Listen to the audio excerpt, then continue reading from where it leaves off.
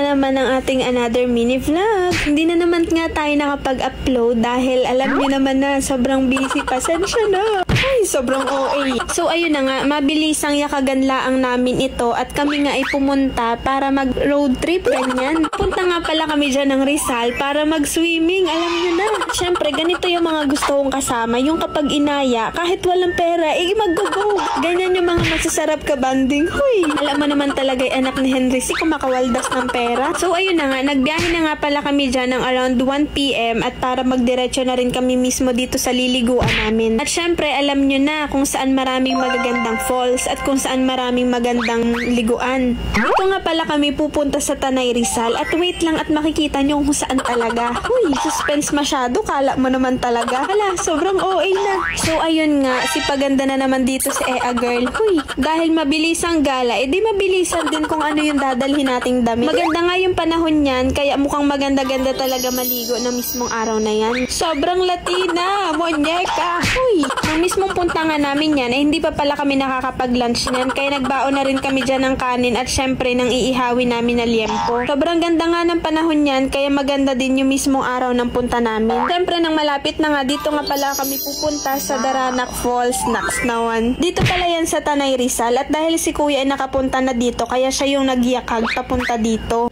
Hindi pa nga ako gaano nakaka-explore sa mga falls, kaya medyo exciting tong gala na to kasi falls yung pupuntahan namin. Medyo matagal-tagal nga yung biyahe namin dyan, mga around 1 hour and a half din, kaya alam namin na umabot na kami dyan halos ng alas 3 bago makarating. Medyo nga malayo-layo yung papasok nito, kaya talagang kailangan mo ng sasakyan. Alam nyo, sa totoo lang, hindi naman halata sa akin na kapag niyakag mo ako ay mabilis kausap, tama. Kaya alam nyo na, kapag wala kayong kasama sa mga galaan, ako yung kausapin nyo at syempre dapat libre yun. Huy. Dahil nga mabilis ang yakaran to, kaya 4 lang kami mismong pumunta. Kaya nga sinabihan ko rin yan sila ate at sila kuya na sa sunod tayo naman ang magyakagan. Uy, alam nyo ba yung mga ganitong itsura ng harapan nyo ay talaga namang nakaka-good vibes mag-road trip. Ano, tingnan nyo naman. Talagang alam nyo, nakakagaan sa feeling. Hala, tapos ganito lang yung mga sounds, oh.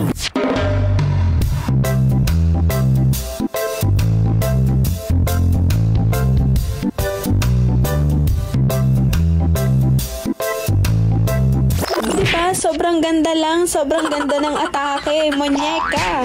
Hala, wari ko na may sobrang saya naman ng pagbo-voice over ngayon. Talaga naman. Hoy, alam nyo naman, sabihin nyo sa akin at hindi, talaga namang maganda mag-road trip kapag mga ganito yung scenario, diba? Talagang nakaka-good vibes, lalo na kapag nature, tapos sobrang green lang ng paligid, ay talagang perfect. At syempre, mabalik nga tayo dito. Kapag medyo malapit ka na, matatanaw mo na pala dito yung mga ibang sasakyan na nakapark na sa gilid. At syempre, yung mga motor na mga paalis na. Pumunta pala kami dyan ng weekend, kaya tingin namin sobrang daming tao niyan kasi dun pa lang sa mismong taas, punong-puno na talaga yung parking. Sobrang dami din talagang pumupunta ditong tao kasi sobrang overrated niya na talaga. At saka alam nyo yun, sobrang ganda din naman talaga dito ng falls. At syempre, meron din pala ditong mga tao na hanggang dun lang yung mismong park mo, kaya tumigil na rin kami dito sa mismong pwesto. Kaya based dito sa map, talagang lalakarin mo na lang siya kasi hindi na talaga kaya yung mga sasakyan. Alam nyo naman dito sa bandang Tanay, Rizal, Antipolo at kung saan man, talagang maganda yung mga tanawin dito kasi syempre matataas na lugar na ito. At syempre pagkatapos nga nyan, ikinuha na rin namin yung mga dala namin na pagkain para diretso na kami mismo doon sa area. Habang nga naglalakad kami dyan, ay ang dami rin namin napapansin na pauwi na yung iba. At syempre pagkaratingan namin dito,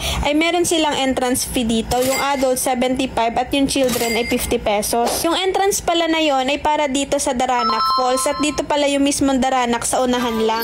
At syempre, dalawa yung mismong falls dito. Hindi pala kami mismo pumunta sa Daranac. Dito pala kami mismo pumunta sa Catlag Falls. Kasi kung titingnan nyo dito sa unahan ng Daranac Falls, sobrang dami na talagang tao. Kasi nga ito yung unang malapit na paliguan. Bali pala ang Daranac dyan dun sa mismong dulo. Kaya yung iba dito lang sa unahan pumesto. Baywari ko yung sardinas. Bali nga ang pinuntahan namin dyan dito sa Batlag Falls. Kaya ito naman yung sa medyo dulo siya. Kasi kung sa mismong Daranac, wala na talagang pupestuhan. Ang bayad pala namin dyan sa Batlag ay 100 pesos each. Kaya iba pa mismo yung entrance mo doon sa mismong Daranac Falls. Dito naman talaga sobrang taas. Kaya medyo hapo-hapo ka talaga bago makarating dito. Na makarating na nga pala kami dyan ay bumaba na rin kami at ito pala yung unahan mismo ng Batlag Falls. Wow. Kung titingnan nyo, ang itsura pala dito ng mismong falls ay nasa forest ka at syempre kung saan-saan mismo yung mga tubig dyan na pwede mong liguan. Ang mga cottage pala dito ay nag-range ng 350 to 400 plus, depende pa mismo kung gaano karami o gaano kaliit yung mismong kukunin mo. Dahil nga weekend yan, yung mismong punta namin ay medyo marami-rami yung tao pero iba-iba naman katulad dun sa Daranac Falls.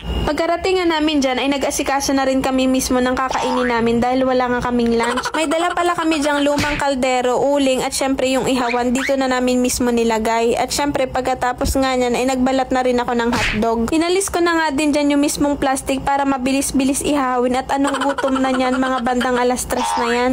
At syempre pagkatapos ko nga magbalat dyan ay nag-ikot-ikot muna ako dito. Talaga namang maganda yung mismong lugar. Na-maintain naman nila yung ganda ng lugar kaso nga lang sa sobrang daming tao medyo crowded na siya. At ito pala mismo itsura ng Batlag Falls. Talagang maganda siya sobra. At syempre maganda din itong isang naglalakad. Uy, hindi. Alam nyo kung ano mismo nakikita yung kulay ng tubig sa picture at sa video. Ganun talaga siya. Sobrang linis niya. Sobrang ganda din dito. Talagang sobrang lamig ng tubig. Kaso nga sa mga hindi marunong maglangoy ay wag nang pangarapin. Uy. At syempre for the video na naman ang abab na to. Uy, grabe. Sobrang Latina. Monyeta. Gorgeous.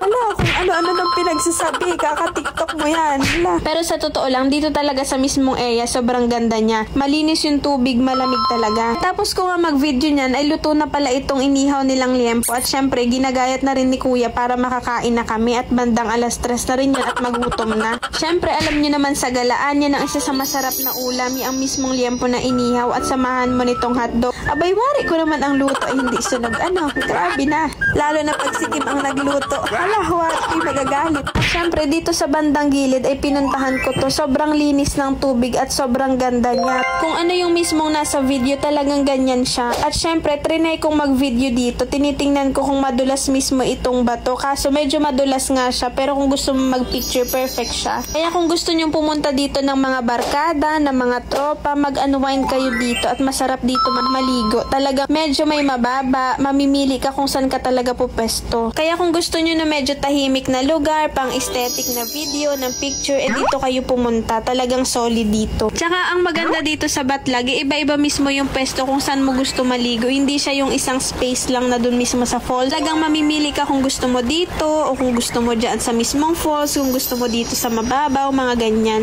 Tsaka kung gusto mo yung nakaka-good vibes lang na makikita mo talaga yung mga puno, dito na kayo pumunta sa mismong Batlag Falls. Dito lang din yan sa Tanay Rizal. At syempre, pagkatapos ko nga makalibot-libot nyan, kumain na rin kami dyan. Bali, nagdala lang din kami dyan ng mangga. At pagkatapos nga nyan, syempre, pinatagal, naligo na tayo. Sobrang lamig nga niya ng tubig. Ay, sa tulad kong hindi sanay sa malalamig, ay talaga naman. Sobrang ganda mag-picture taking dito. Talagang breathtaking siya. Meron din pala dito sila na hinahire na mga salbabida kung gusto nyo. O kung gusto nyo man, mag-picture-picture lang kayo dito. At syempre, sa tulad kong hindi marunong maglangoy, edi tamang dito lang tayo sa gedli-gedli. Hala, yung bato pala nila dito, hindi talaga madulas. Talaga magaspang lang at kaya mo talaga siyang tungtungan. Yes, for the picture tayo dito dahil wala nang tao sa likod ko. At kung titingnan nyo, sobrang ganda talaga ng tubig dito. Sobrang linis, sobrang linaw. Mga bandang 4:30 na nga yan. At dahil syempre dito, diba, ay sobrang mapuno. Kaya dito naman kami lumipat sa unahan, sa taas, na meron ditong swimming pool. Kaya kung ayaw mo pala maligo sa mismong falls, meron sila dito sa taas na swimming pool. Bali yung tubig dito galing din mismo sa falls. At tingnan nyo naman, talagang napakaganda dito sa taas. Yun nga lang, nakakalungkot kasi yung ibang mga naliligo dito, hindi nila dinadala yung basura nila. Kaya tayo bilang nakikigamit lang naman tayo sa kalikasan, sana dalhin din natin yung ating mga kalat. Aks naman si ate girl, kala mo talaga. Uy, syempre nga, saglit nga lang kami naligo dyan at kami nagbabad lang din. At dahil meron dyan na tubig na nanggagaling dun sa mismong falls, ay nagbanlaw na rin ako. Yung mga ganitong bagay, talagang ma-enjoy mo siya, lalo na kung nature lover ka. Yung mismong nature lover, ha? Hindi yung mga pang-clout lang. Hala! At syempre, tamang babad-babad lang tayo ng ilang minuto yan dahil nga medyo malamig yung tubig. Hindi na natin nakayanan. Tayo lumusong na. Pagkatapos nga niyan, dahil medyo madilim na yan, sa video ko lang ay hindi, ay kami ay dumiretso na rin papunta sa Daranac. Dun pala yung mismong labasan dahil dulo na itong Batlag. Syempre, binuksan na rin namin dyan itong naiwan namin na watermelon at Pagkatapos nga yan ay dumilim na at syempre kami na lang ang natirang tao kaya kami umuwi na. Patwari ko hindi naman halatang enjoy si ate mo, no? Uy.